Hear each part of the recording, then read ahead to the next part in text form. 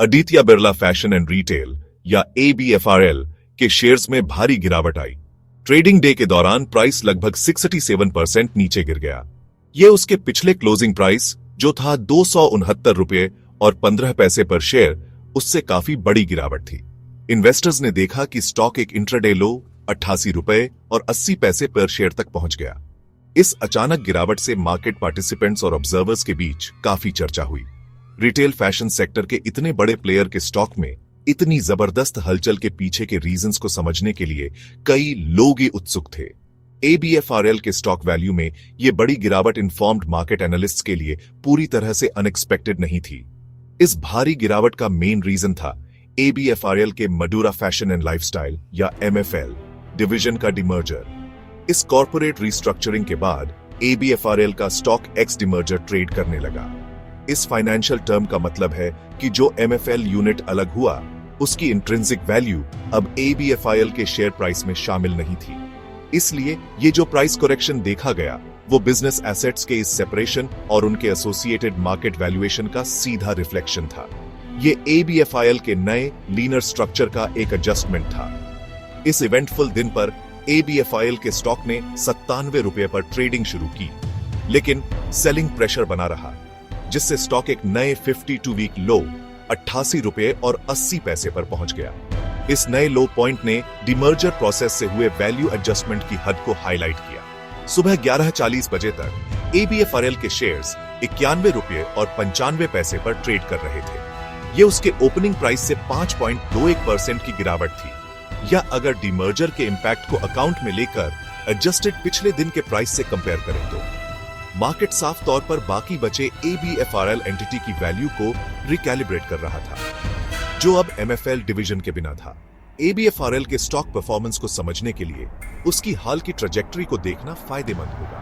Demerger के immediate impact को छोड़कर स्टॉक अपने 97 रुपये के ओपनिंग प्राइस से दिन के लो 88 रुपये और 80 पैसे तक 9.4% गिरा। पिछले एक साल में ABFRL का स्टॉक लगभग 4.39% गिरा था। ईयर टू डेट फिगर्स भी लगभग 4.52% की गिरावट दिखा रहे थे। पिछले 6 महीनों में स्टॉक 5.38% गिरा। हालांकि पिछले 3 महीनों में 7.49% के गेन के साथ पॉजिटिव मोमेंटम का एक पीरियड था, जिसके बाद डिमर्जर अनाउंसमेंट के एग्जीक्यूशन से ठीक पहले पिछले महीने में 0.04% की मामूली गिरावट आई। स्टॉक प्राइस एडजस्टमेंट के पीछे जो मेन इवेंट था, वो था Aditya Birla fashion and retail limited से मडूरा फैशन एंड लाइफस्टाइल या MFL डिवीजन का डिमर्जर। इस स्ट्रेटेजिक मूव में ABFRL के बिजनेस का एक बड़ा हिस्सा एक अलग एंटिटी में सेपरेट करना शामिल था। MFL डिवीजन हमेशा से जाने माने फैशन ब्रांड्स का पावर हाउस रहा है। यह सेपरेशन ABFRL के कॉर्पोरेट स्ट्रक्चर में एक अहम बदलाव है। इसका मकसद है 2 और फोकस्ड कंपनीज बनाना, जिनका अपना स्ट्रेटेजिक पैथ और ग्रोथ ट्रेजेक्टरी हो।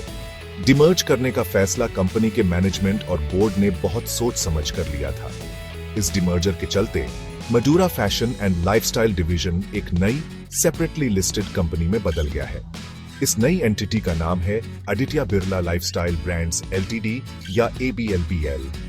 ABLBL अब इंडिपेंडेंटली काम करेगा, जिससे वो अपने स्पेसिफिक मार्केट अपॉर्चुनिटीज और स्ट्रेटजीज को परस्यू कर सकेगा, बिना ABFRL के बड़े पोर्टफोलियो से बंधे हुए। ABLBL को बनाने का मकसद शेयर होल्डर्स के लिए ज्यादा वैल्यू अनलॉक करना है। ये उन लोगों के लिए एक क्लियरर इन्वेस्टमेंट प्रोपोजिशन देगा जो MFL सेगमेंट के ब्रांड्स में स्पेसिफिकली इंटरेस्टेड है। मार्केट इस नई लिस्टिंग का बेसब्री से इंतजार कर रहा है। Aditya Birla lifestyle brands LTD को ट्रांसफर किए गए ब्रांड्स का पोर्टफोलियो काफी इंप्रेसिव और वेल एस्टैब्लिश्ड है। इसमें इंडियन फैशन लैंडस्केप के कुछ सबसे जाने माने नाम शामिल हैं।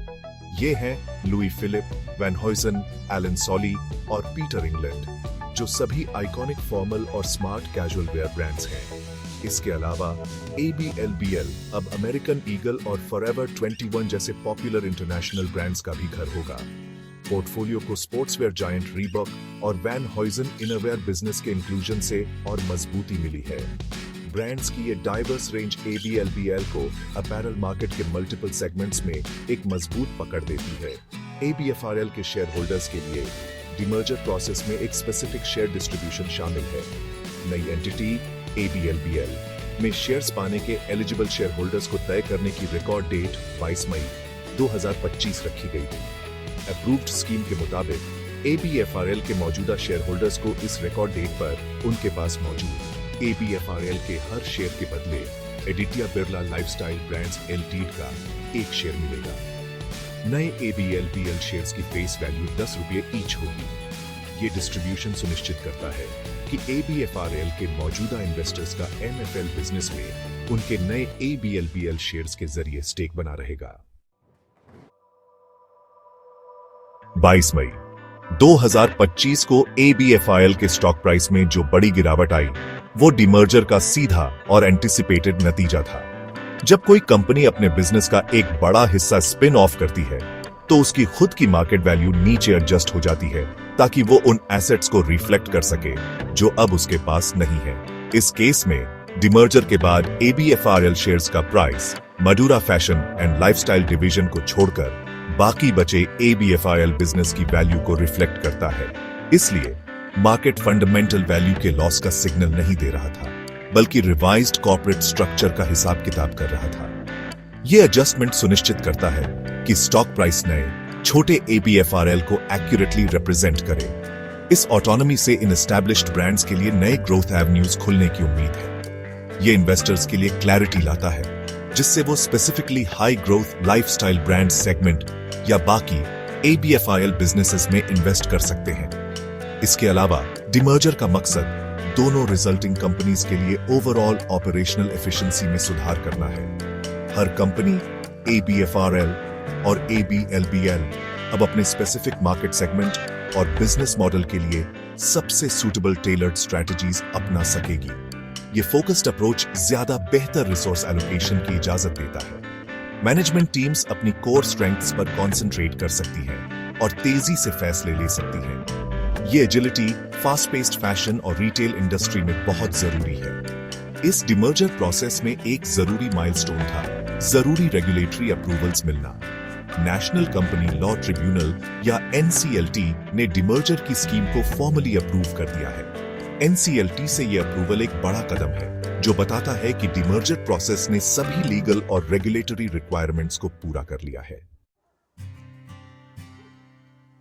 डिमर्जर में एक बड़ा फाइनेंशियल रिस्ट्रक्चरिंग भी शामिल है, खासकर ABFRL के डेट ऑब्लिगेशंस को लेकर।